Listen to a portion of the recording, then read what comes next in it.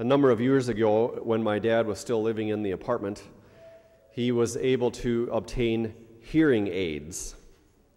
And he said, for the first time in a long time, I can hear the birds singing in the trees. I wasn't able to hear that before. Or the wind blowing through the leaves. He had been in the war, in the Korean War, and after that worked at a factory in which there was loud noises, and so his hearing was pretty badly damaged. Whenever we tried to speak with him, before we could even finish the sentence, he would say, "What?" And so we had to be prepared to repeat everything twice or 3 times. And so sometimes it was a frustration in trying to speak to him. It took more time than usual and couldn't really have an in-depth conversation because of his inability to hear.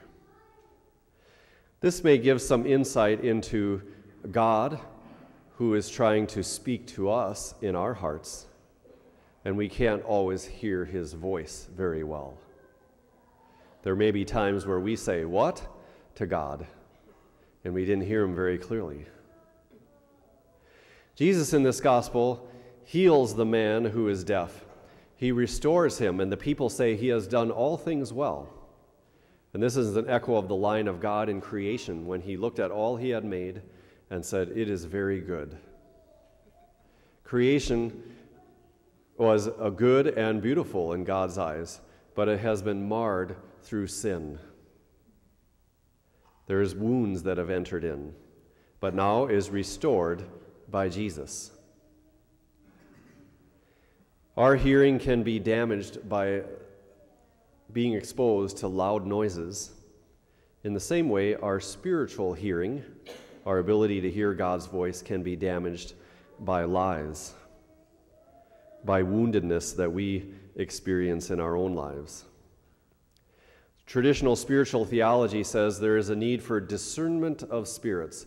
The thoughts and feelings that we have in our own heart that come to us, there are 4 sources of those. They could be ourselves. We could be choosing to think about something. It could be the world, what other people have said or what we hear in the news or is told to us.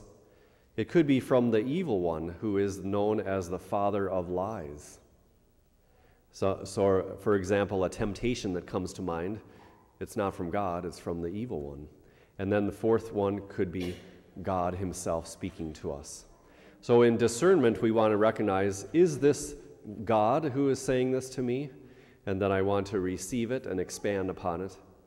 If it's the devil, though, I want to reject it and give no room to it. Jesus says, "All who hear my voice will live." So we pray today for the gift of spiritual healing, that our ears of faith may be opened to hear God's voice. For example, Jesus says, "Love your enemy and forgive one another from your heart."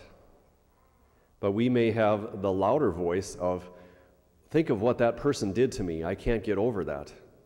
I'm still upset about that." And so we choose to listen to that voice instead. Or maybe there is a voice that's saying, "You have failed. You're not worthy of love," or "There's something wrong with you." But the voice of God says, "There's nothing wrong with you. You are beautiful to me."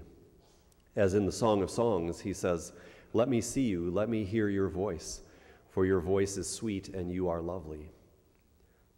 Maybe there is a fear of rejection or worry, but the voice of God is saying, "I have called you and you are mine." We pray that we can hear what God is saying to us, to receive it, and allow him to bring healing into our hearts.